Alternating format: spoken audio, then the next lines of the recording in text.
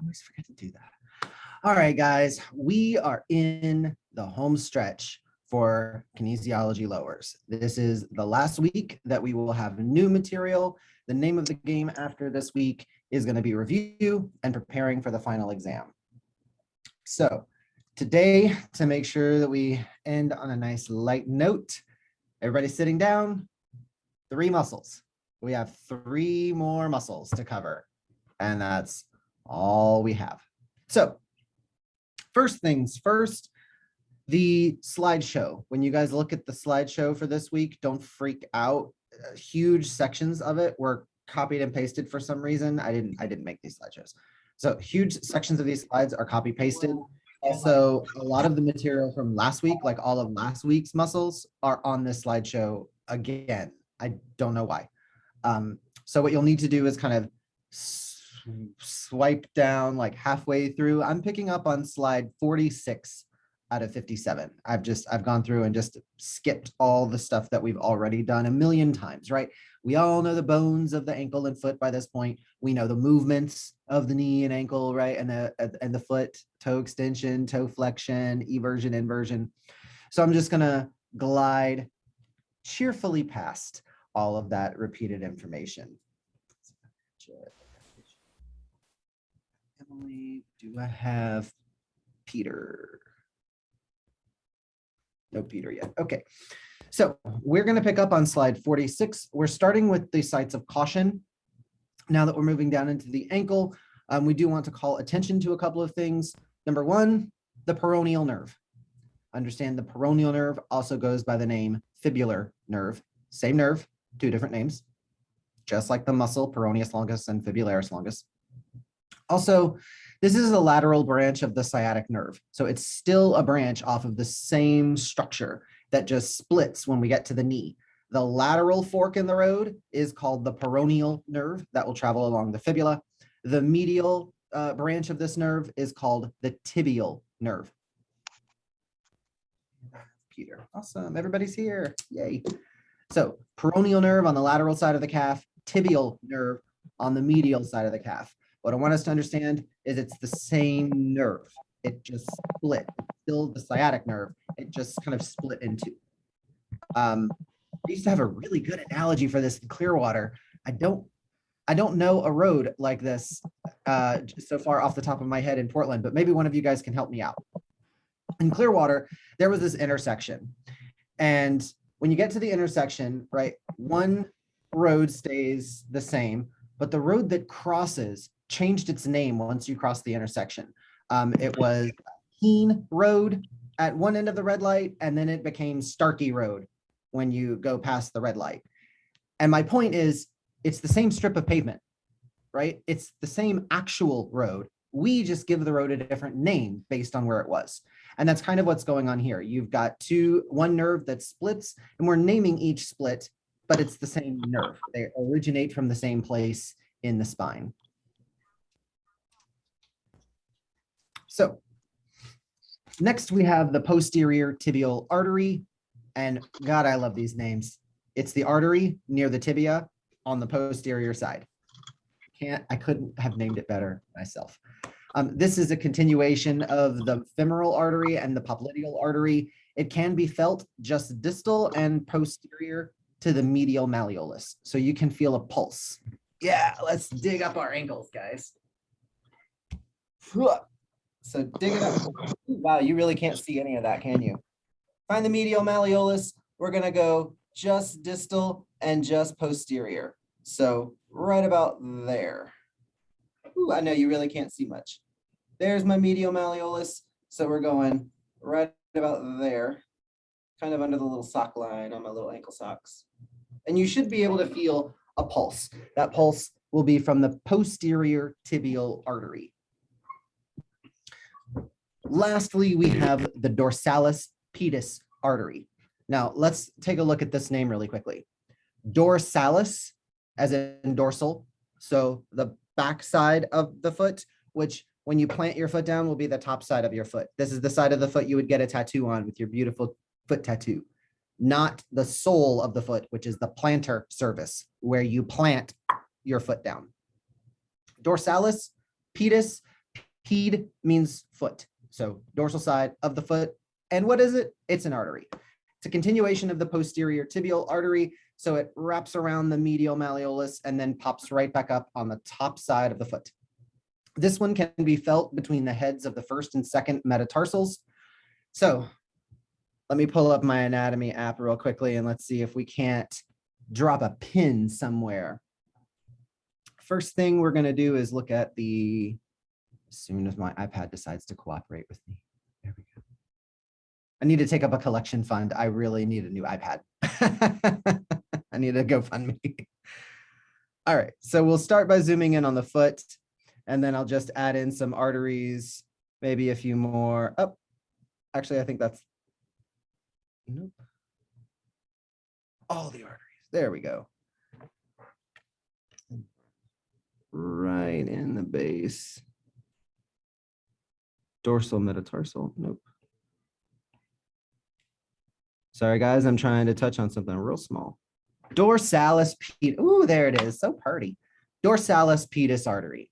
The artery right on the dorsal surface of the foot, and you can feel the pulse between the bases of the first two metatarsals. So if I give some flesh on here, guys, I want you to understand you're a little further up the foot than you think. You're not down between the toes. Just throwing some skin on there. You see, you're like halfway up the foot.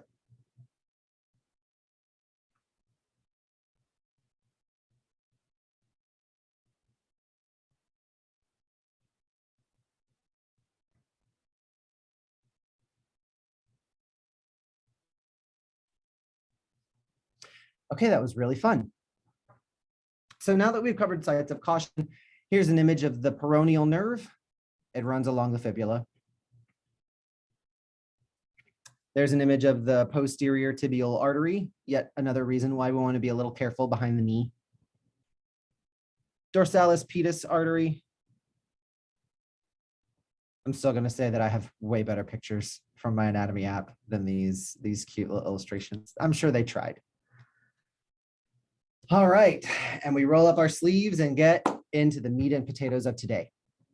So today, like I said in the beginning, we have 3 new muscles to cover, 3 final muscles, and then we are done with new content. When we come in next week, it's all about final exam review. So lateral compartment of the leg had peroneus longus and brevis in it.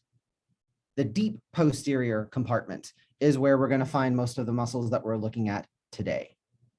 So the deep posterior compartment is going to be, well, deep. These are going to be kind of, forgive the image, but these are going to be kind of stringy, really tight muscles that are really, really deep in the calf, like it anchored onto the 2 bones with lots of muscles kind of superficially covering them, like soleus and gastroc. Now, guys, we did a lot of palpations over the last 2 weeks. We've gotten our hands on several different calves at this point. You guys remember how thick the heads of the gastrocnemius were. And we remember how thick the soleus was underneath that. That is a thick layer of muscle that we've been palpating. And now we have to go deep to that nice thick layer of muscle to get to these rather weak, kind of stringy, tough little muscles. Probably not the most delicious muscle that you would find. However, the first one we look, oh, actually, sorry. Structures of, I'm going to save this little bit for when we do our in-class palpation, rather than explaining it to you here. There's different structures that we can feel, and the mnemonic device to remember the order when you go around the ankle is Tom, Dick, and Harry. I'll come back to that. I'll come back to this. I'm going to move on. The first muscle we have is tibialis posterior. So you will understand immediately it has a counterpart, tibialis anterior. This muscle will start on the proximal posterior shaft of the tibia and fibula. And if we zoom in a little bit, we see it starts almost right at the soleal line, almost exactly where soleus began. But instead of being a broad, thick muscle like the soleus, this one is kind of a thin little feather, right? It's a bipennate muscle, so it's got a central tendon with muscle fibers coming on either side of that central tendon. It looks like a feather. It inserts onto all 5 tarsal bones check that super interesting tendon, right? Almost like Spider-Man's web, just reaches under the foot and then splat out, touches like everything under there. So looking at this muscle, we see that it crosses the posterior ankle. It's right there in the name, posterior. So that tells me crossing the posterior ankle, it's going to be a plantar flexor. It's going to point the foot, push down on the gas pedal. This muscle also, if we look at the tendon, it wraps towards the medial side. And because it crosses the medial side, I know it's going to lift up on the inside, causing inversion. So this will be a plantar flexor and an inverter of the ankle, starting at the proximal posterior tibia and the posterior fibula, inserting on all 5 tarsal bones and the bases of 2nd through 4th metatarsals. So let's flip our skeleton up like this. I'll throw a few layers of muscle in. Ooh, that might be it already. Yeah, there it is. Look at this. I only had to get 2 layers of muscle in before this muscle showed itself. Just a clue as to how deep this guy is. You guys remember the difficulty in palpating this dude, Popliteus? It was really difficult to actually know that my fingers were on it because it was just so deep and it's a small little muscle. Welcome to the world of tibialis posterior. So isolating this muscle, we see it starts inferior to, but almost right along the soleal line, posterior proximal tibia, as well as the fibula, and that interosseous membrane as well. If you just throw interosseous membrane somewhere in your origins, you're usually going to be right. So it's one of those freebies. You usually throw it out and ka-ching. All right, there we see the very distinctive bend in the muscle, which tells us what this muscle is going to do. So it crosses the posterior ankle, that makes it a plantar flexor, and it crosses the medial ankle, that makes it an inverter. There's its 2 actions. And then we look at this super interesting tendon.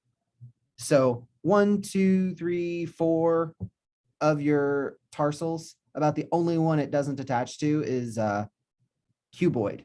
It also doesn't attach to talus or calcaneus, but your 3 cuneiforms and the navicular all get an attachment, as well as the bases of the 2nd through 4th metatarsals.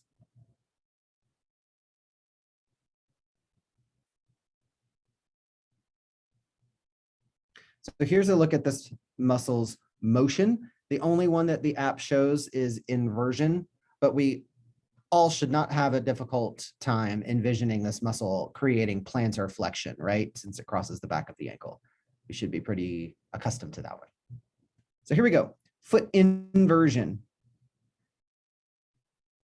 Pulling up on the medial surface of the foot gives us an inverter.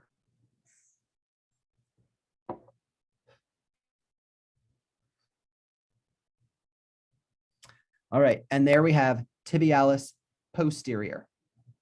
One more little thing that I will note, tibialis posterior started on the tibia and fibula, therefore it did not cross the knee.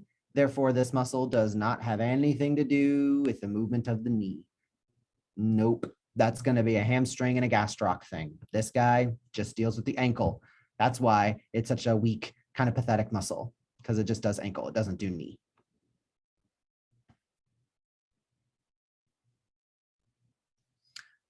All right, moving swiftly along. The next muscle on our list today is going to be extensor digitorum longus. And we knew that this day would come because we just met extensor digitorum longus. So we knew that this guy was going to show himself eventually. Flexor digitorum longus starts on the middle of the posterior surface of the tibia and inserts on the plantar surface of the distal phalanges of toes 2 through 5. So the base of your toes, under your little toenails, but on the bottom side this time, instead of right under the nail. It's on the plantar surface of the bone.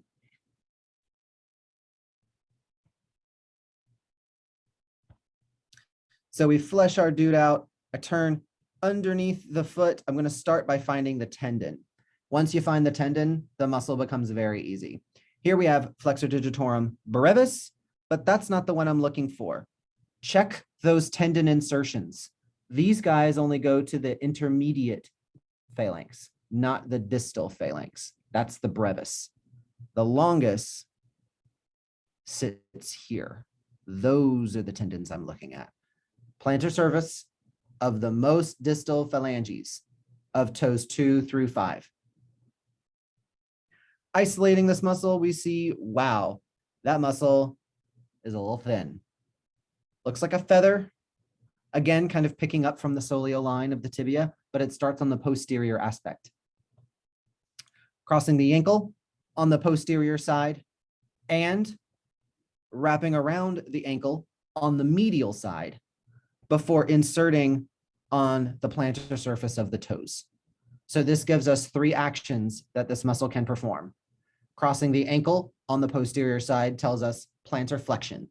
It will push the gas pedal down. Medial ankle tells us inverter. And inserting on the distal portion of the toes tells me this will be a toe flexor. So it will bend the toes, point the toes, and invert the foot.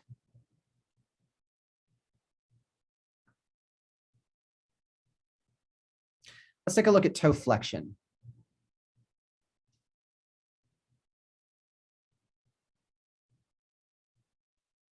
We can really get a good sense of this muscle contracting. When the muscle shortens, it pulls on its tendon, creating an action. That's a really good animation.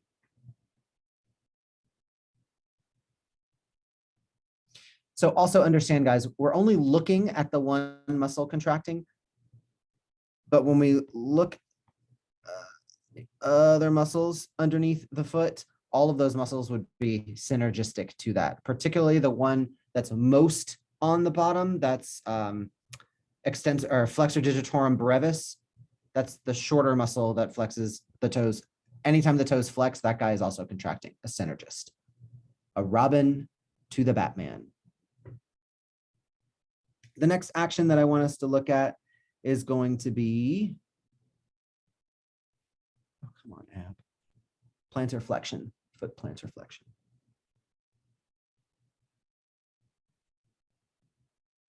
And there we see, again, with its synergists, gastrocnemius and soleus, these muscles shortening pulls up on the heel, causing the toes to drop, pushing down on the gas pedal. This is also, ladies, why those of us who wear high heels a lot tend to have really great legs, because the gastroc and soleus, when you're standing in high heels, those muscles are held in a shortened position, which is why your calves look so great in heels.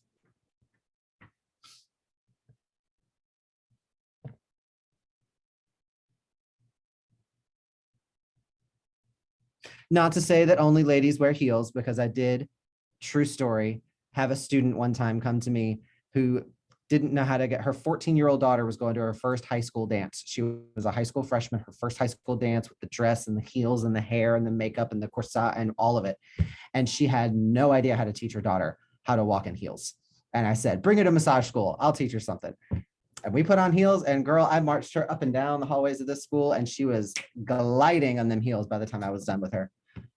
She killed at her dance, by the way. Sissy that walk. Love it. Yes, yes. Okay, so that was flexor digitorum longus. Flexor digitorum longus. Last muscle. Are we ready? Are you ready for this? Oh, it's a nail biter. Should we do a drum roll? Nah, we won't do a drum roll. Okay, flexor hallucis longus. That tells me this muscle is going to flex the big toe. Flex the big toe. Origin, middle half of the posterior fibula and the interosseous membrane. Insertion, distal phalanx of the first toe. So to find this muscle on my muscle guy, I'm going to start by turning the foot upside down. And dude, you can't even miss it. There is an enormous tendon on the underside of the big toe. Isolating this muscle brings us here. So starting about the middle half of the posterior fibula, very important, fibula, not tibia, not tibia, and the interosseous membrane. This muscle also crosses the posterior ankle, ding, ding, plantar flexor. It also wraps around the medial ankle, ding, ding, inverter, and it inserts underneath the big toe, which means it will then flex the big toe, just the big toe. None of the other toes are affected by this muscle. This is why, fellas, you ever drop your underwear on the floor and then try to pick them up with your toes and see if you can flick them into the laundry hamper? Yeah, you know what I'm talking about. It's this muscle that allows you to flex, and then you need the extensor on top. That's how you get the control over the big toe. And then you basically like use the big toe to push it against the rest of your toes. So you sling it in the laundry hamper. Ladies, if you don't understand it, I don't know how to explain it. It's just a guy thing. It's just, there's a lot of satisfaction and just Kobe.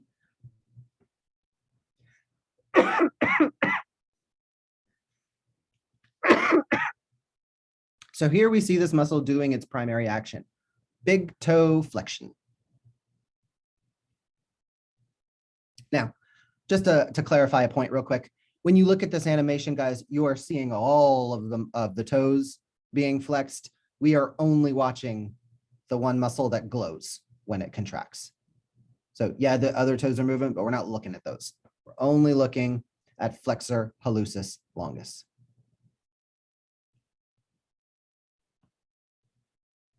And this muscle, because of where it is, it will also be a plantar flexor. It's a little difficult to see this muscle because it is so deep in the calf, and it's also not a very robust muscle, right? It's not like gastroc or soleus. These are kind of thin, feather-like, kind of a, I don't know, kind of a pipsqueak little muscle. But it's very, very crucial, not just for walking and coordination and balance, but also for really important tasks like picking up your underwear off the floor and slinging them into the laundry hamper. It's a life skill.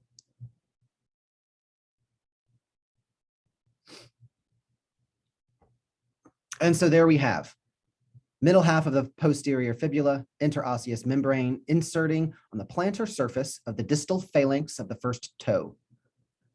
This muscle's position gives us the three actions, which we were able to infer: flexion of the first toe, says it right in the name, plantar flexion of the ankle, inversion of the foot.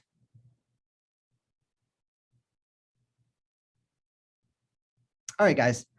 So here's where I open up the floor for questions. Questions, comments? Cool. So that is all that we have for today. However, since we are starting to wrap this up, I know that many of you are going to go on next quarter and take kinesiology uppers. So since we have a little bit of time, I just want to make sure that you guys understand something that I was really trying to hammer out in the very beginning of this class, which is you don't want to rely on memorization and just using flashcards to try to hold all of these terms and all these concepts in your head.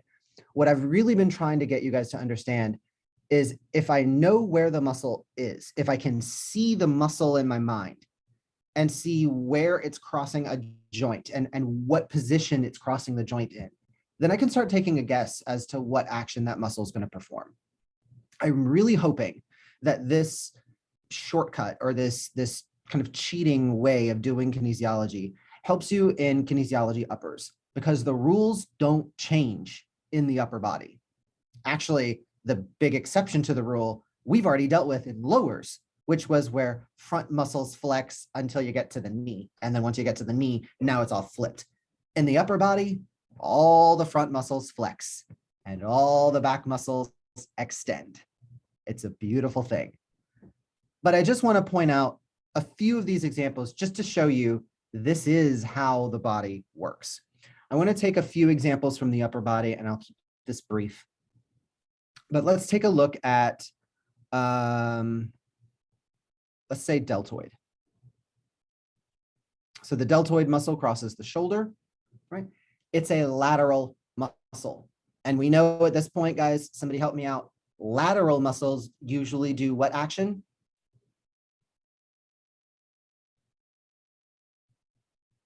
Abduction. Katie, what was that, Katie? I said abduct. Abduction. Very good. So there's one action we can assume off the deltoid. When all of its fibers contract, the deltoid abducts the shoulder. Very good.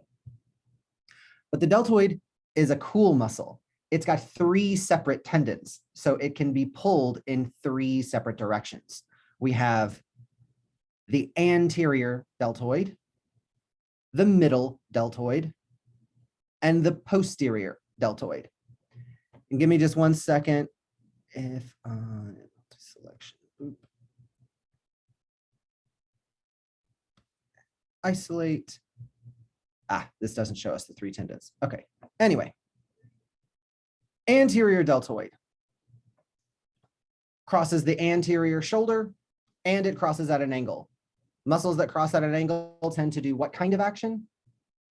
Diagonal muscles do what? Rotate. Rotate. Diagonal muscles rotate something. If I'm attached on the front side, I'm going to be a medial rotator. Anterior muscles that rotate will rotate medially. So we have medial rotation of the arm. And because it crossed the front, we know that it flexes. So anterior deltoid will also be responsible for shoulder flexion. Good stuff. Now, another interesting one for the deltoid is called horizontal abduction or adduction. So when we think about AB, adduction, you're thinking like a snow angel, right? We bring our arms up to the sides, we bring the arms back down to the sides. With horizontal AB and adduction, you're doing the same thing, except we're going horizontally. So horizontal adduction, horizontal abduction, right? Think of it almost like treading water in the pool, right? You're horizontally AB and adducting. But when you're swimming straight up to the surface, now we're doing normal AB and adduction. So when we start with the arm in a horizontal position, now these fibers of the anterior deltoid are horizontal.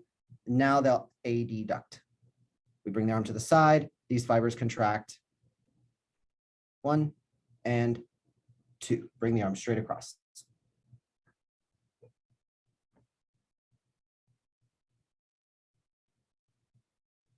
Middle deltoid, when these fibers contract, because they're strictly lateral, we only do abduction. That's all we get. On the posterior side, it's a mirror version of what we just did on the front. So front muscles flex. So this muscle, posterior deltoid, will extend. It also crosses the joint at an angle. On the front side, it's a medial rotator. On the back side, it will be a lateral rotator. And just like its counterpart, it will do horizontal abduction, pulling away from the midline rather than pulling towards the midline. The neck, you see the same kind of pattern. All the muscles that cross the back of the neck, think upper trapezius. We think the splenius muscles. We're thinking levator scapula. We're thinking semispinalis capitis. All of these muscles on the posterior neck, they extend the neck. Counterwise, all the muscles on the front side, like this super weak platysma muscle, this guy, it's a really cool one.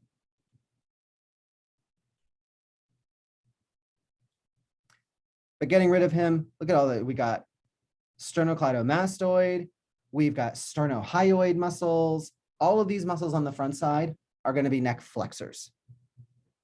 Okay, so what I'm really getting at, what I'm really hoping for is that we understand, guys, when we're getting into the next steps of kinesiology, moving into kines uppers, it's the same rules. It's the same patterns. We've been seeing them. It'll be new names and new joints, but it's the same pattern. And if you can spot those patterns, guys, you don't have to memorize everything.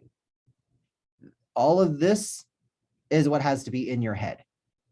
But there's an easier way of getting it there than just memorizing everything. Let the names speak to you. right? When we're talking about something like bicep brachii, the names are telling you something about the muscle, something about where it is, something about what it does, something about what it's shaped like.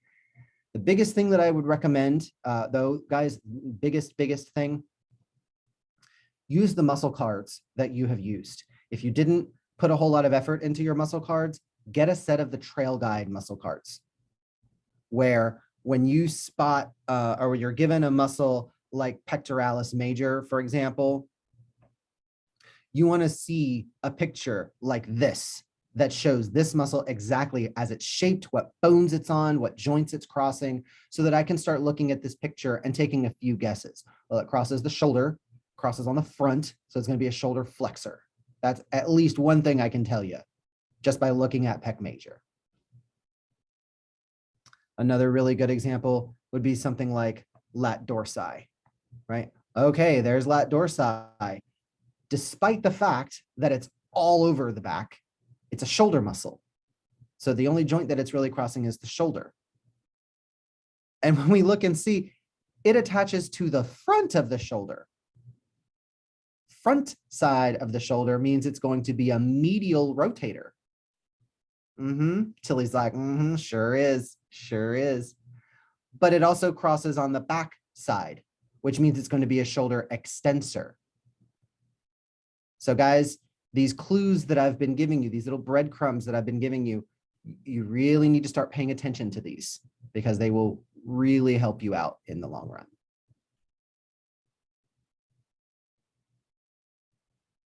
So that's all I have to say about that. When we come to class this week for our lab, this will be our last lab. We've got 3 muscles that we will be covering. Let me pull up the slide one more time. Where is it at? Nope.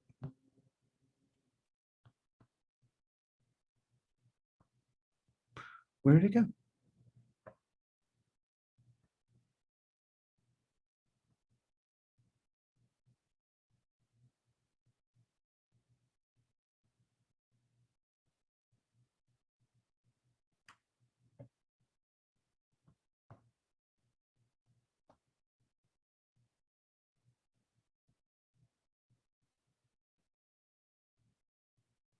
Ah, there it is.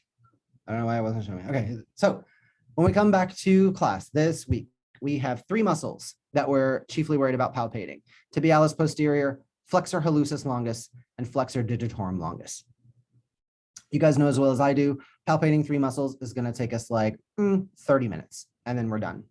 So this week, we will be palpating these 3 muscles, and then we need to go back and palpate every muscle that we've done to make sure we're fresh on all of their origins and insertions and their actions, starting at what we covered week 1, which, if memory serves me correctly, was the glutes. We're going back to the glutes. We're going to recap hamstrings, adductors, quads, anterior calf, posterior calf, deep posterior calf. We need to do a quick down and dirty refresh of all the muscles that we've covered. Next week, the following week, I mean, we have our final exam review and a practical prep. So preparing for the practical. There will be take-home finals given. These will be, if I'm not much mistaken, these are the ones that are going to be given to you on paper. You take them home, write on them, and then bring the papers back to me. Then there is a second final exam. This one will be on Moodle.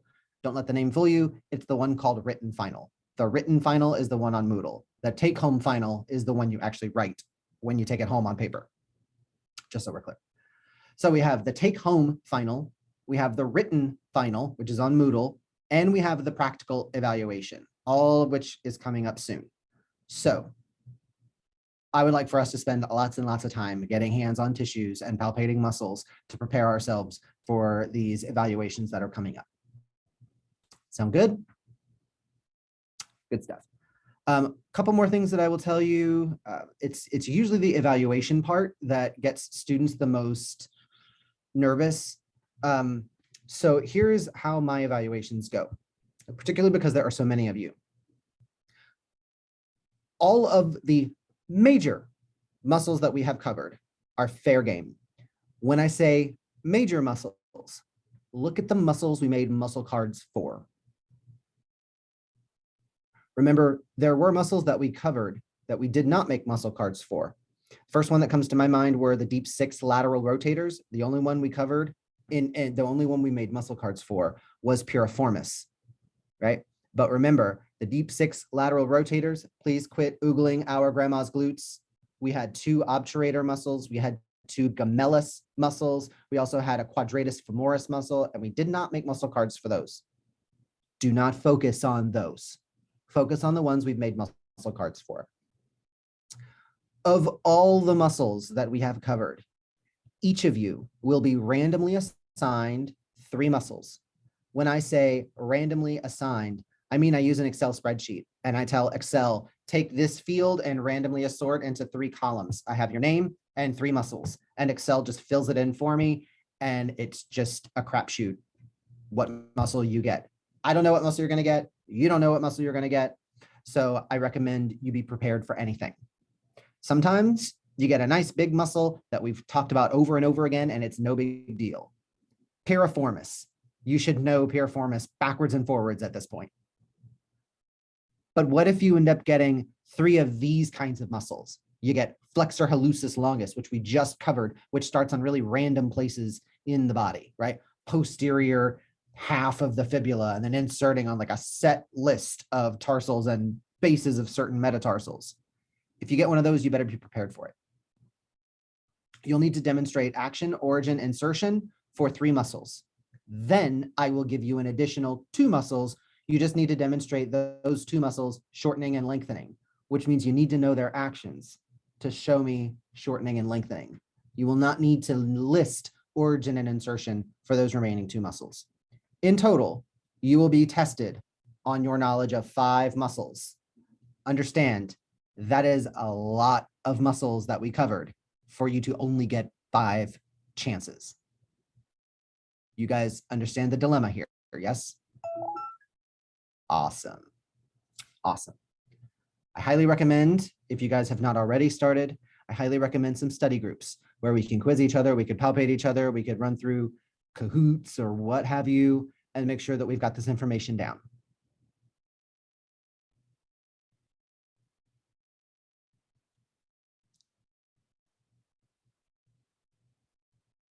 We'll also play the Kahoot one more time, probably this week. We'll play one more Kahoot as a class just to make sure we're feeling pretty confident. But guys, the kinds of questions that you saw on that Kahoot will be the kinds of questions that you see. You're not going to be given a question that's asking you some incredibly specific origin. That's just not the kind of question you usually get. So, which group of muscles extends the hip and flexes the knee? And then you have to answer the question, which group of muscles does extend the hip and flex the knee? Is that quadriceps? Is that adductors? Is that deep 6? Is that hamstrings? You tell me.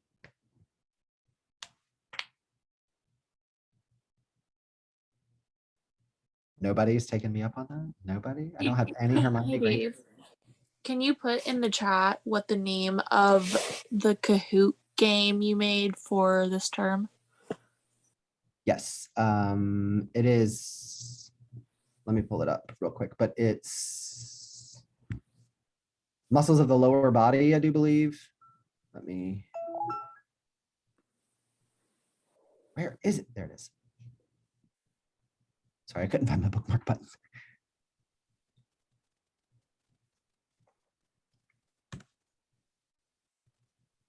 Actually, what I'll do, I think if I can share it, I'll just post the link in the chat, and that way everybody can take it from there. Yeah, that works. Thank you. Oh, of course. Of course. And for those of you guys taking uppers next quarter, I also have muscles of the shoulder and arm and torso, spine, face, which those 2 Kahoots will cover just about every muscle that you cover in Kines uppers.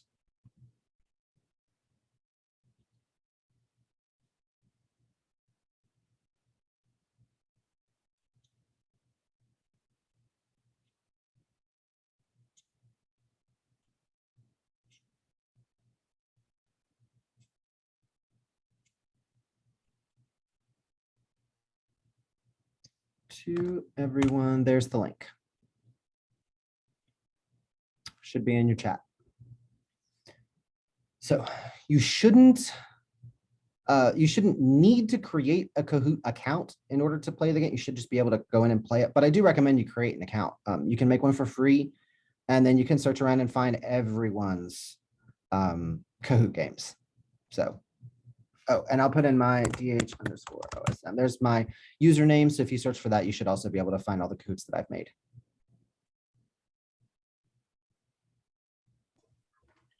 Also, I was wondering, we had one in uppers. I don't know if we have one for lowers, but do you have a list of the muscles that you'd be choosing from?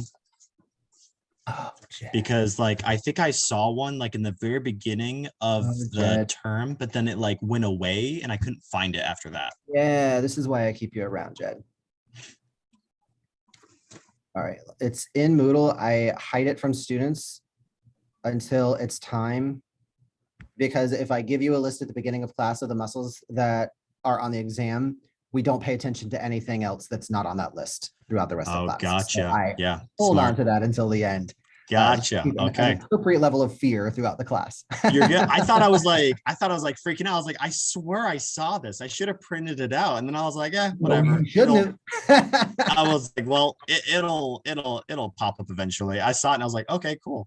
And I was like, that's not as much as uppers, so we're good. And then like next week, I was like, oh, it's not there anymore. Oh, well, it'll show up probably eventually. Yep. Okay. Kinesiology, practical muscles is there, and it's restricted. Ooh, let me turn off that restriction.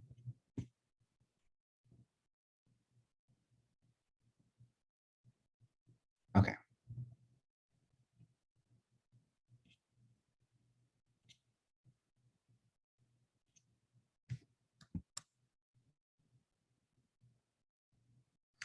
Okay, so I'm also going to unlock the kinesiology practical exam outline, which will give you, it's the rubric essentially. So I want you guys to take a look at the rubric that I will use to grade your evaluations. So you know what I'm looking for. That way you can ensure that you've got time to practice those skills and be ready to perform those skills for the evaluation. That will also become available on Moodle to you guys. Practical exam score guide is the rubric.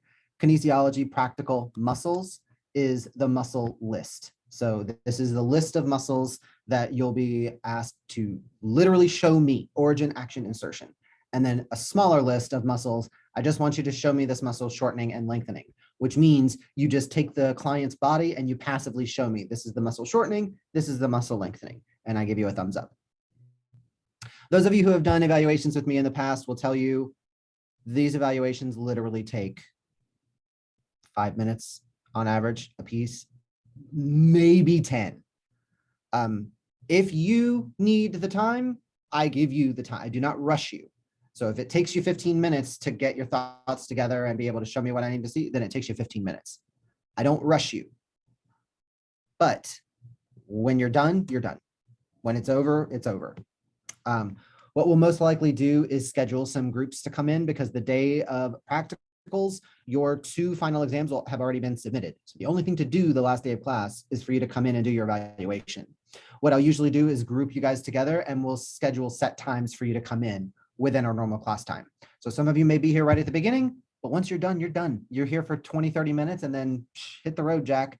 Some of you guys may not show up until the last 30 minutes of class, because there's nothing for you to be sitting here staring at the walls, guys. There's nothing for you to do. You're waiting in the hallway while everyone else is doing their evaluation. So when you come in to do your evaluation, it's me and you and your partner in the kines room alone. No one else is in here bugging you or bothering you. And again, So, the whole experience is like 5 or 10 minutes long, and then it's done.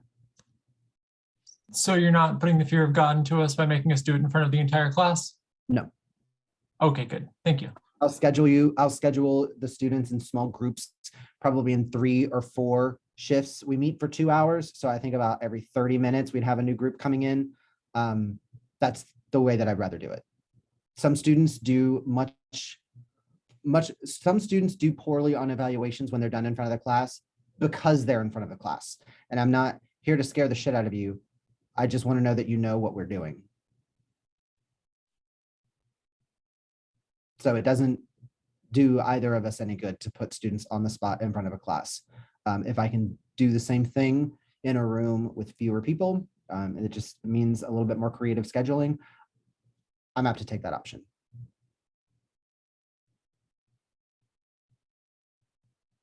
No one needs the added pressure, especially on an exam or an evaluation. Okay, so muscle list is posted on Moodle. Evaluation rubric is posted on Moodle. I will also open up the written final review. I also need to, it's also restricted. Give me a second. Let me take this restriction off.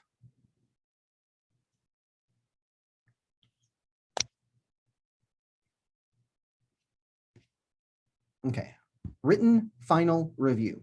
This is a document that is now posted into Moodle. It is essentially a list of what to study. So origin, insertion, and action of every muscle that we've covered. That's a given, considering this is a kinesiology class. Also, the sites of caution that we've covered: femoral triangle, posterior tibial artery. We talked about popliteal fossa. We talked about sciatic nerve. You need to know what those sites of caution are, where they are located, what structures are found within them. And then for the femoral triangle, you better know all the structures that border the triangle and the structures that pass through the triangle. Why is it an endangerment site? Inguinal ligament, sartorius, adductor longus are your borders.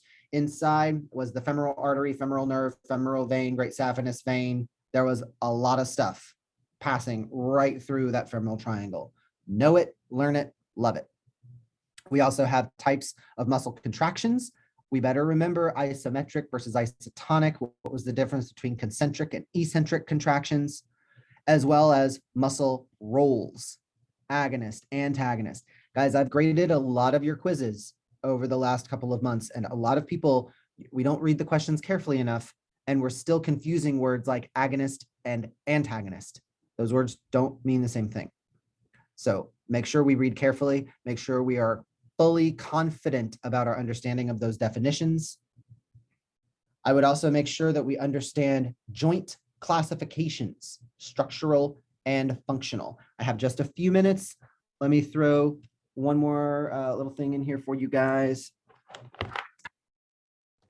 I may have done this already, and if I have already done this one, stop me because we're running out of time. Way back in the beginning of like A&P 1, right? Anatomy is the study of the structure. Physiology is the study of the function. What does it do? Structure is all about what it is. When we classify joints based on their structure, we're talking about what is the connecting structure. It's fibrous connective tissue, like what holds your sutures together. It's cartilage, cartilaginous joints, the ones with discs, like vertebrae and the pubic symphysis. Or it's synovial membrane. These are synovial joints, the fluid moving, freely movable joints, ball and socket, hinge, pivot, saddle, all of those. Functional classification talks about what it does. How much movement does it function to allow? The first place you start is no movement. These are arthrotic joints. No movement. It's a sin to move even a fiber. These joints don't move, like sutures. Now understand, they don't function to move. If you put your hands on someone's skull and you start putting pressure on them, those bones will move. They are not meant to move. They don't function to move like shoulders and elbows and fingers do. Cartilaginous joints are amphiarthrotic. They allow some movement. Synovial joints are diarthrotic. They are freely movable.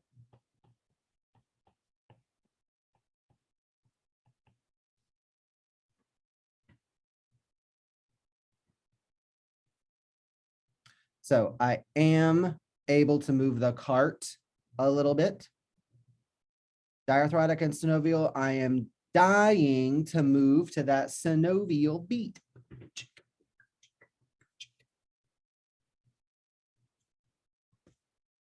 All right, and then everything else that we've talked about, things like anterior pelvic tilt, posterior pelvic tilt. We've talked about things like the function of the patella, know all of the foot and ankle bones, know the function of the meniscus in the knee.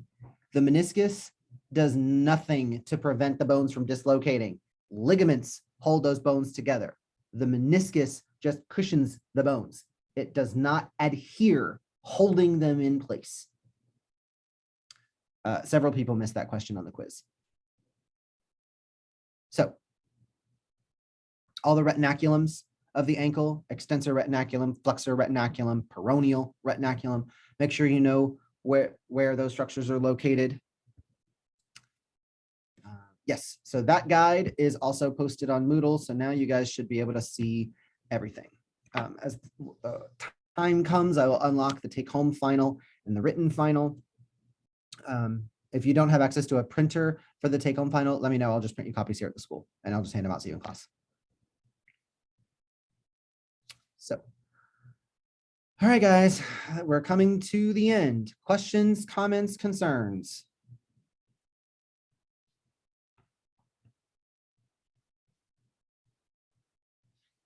Yeah, if you could print that out, that would help me a bunch because I do not have a printer. Same here. Okie dokie. I'll probably just make a class. I'll just make a classroom set of copies and hand them out then. And I'll just give everybody a paper copy. Cool. Okay. Any other questions? Anything else we want to talk about while we're all in class together? I have a So thank question for the quiz. Can you explain the difference between dorsiflexion and plantar flexion again? Because I got that question wrong on the quiz, and I just. Oh, I really hope my rant didn't mess you up.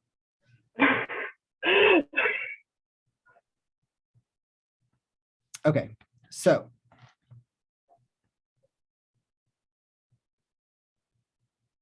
that's our foot. Okay. All right. This would be the dorsal surface of the foot. This guy is going to be the plantar surface of the foot. Okay. For the ankle, it's not pretty and I don't like it. And my whole rant is about why I don't like it. But this is what we're just going to accept and we're just going to die mad about it. Okay. Okay. The ankle, whichever way it moves, we're going to call it flexion. I hate it too. It makes me want to throw up a little bit in my mouth. But whichever way this ankle moves, up or down, we're going to call it flexion. Okay. Now the question is, which way does it move? If it moves down towards the plantar surface, that's plantar flexion. Okay. That is pushing down on the gas pedal. If instead the foot lifts up towards the dorsal surface, that's dorsiflexion. That would be lifting up off the gas pedal. Gotcha. Okay. Good stuff. Thank you. My beef is you can't move a joint in two different directions and call both of them flexion. That's nonsense and I don't like it. But no one asked me my opinion. Just a massage teacher. You're not there yet. All right. Thank you. One day I'll rattle everyone's cage about it, but not today. For today, dorsiflexion is flexing the ankle in the dorsal direction, lifting up off the gas pedal. Plantar flexion is pushing down on the gas pedal. Okay. Thank you. Yeah, I just got that question wrong on the quiz and I just wanted to clarify. Awesome. Thank you. You're welcome. All right, guys, that should do us for the afternoon. Study up, reach out to your classmates and form some study groups. I highly encourage that. If you guys come up with any questions or run into a wall while you're studying, write your questions down and bring them to me in class. I love to answer questions. In the meantime, study hard especially these last three muscles, guys. Last three. You guys study up, and I will see you all Thursday afternoon. All right. Thank you so much, Dave. My pleasure. It's been Thank good you. stuff. Thanks, Thank Dave. you. Hey Dave, could I just chat with you for just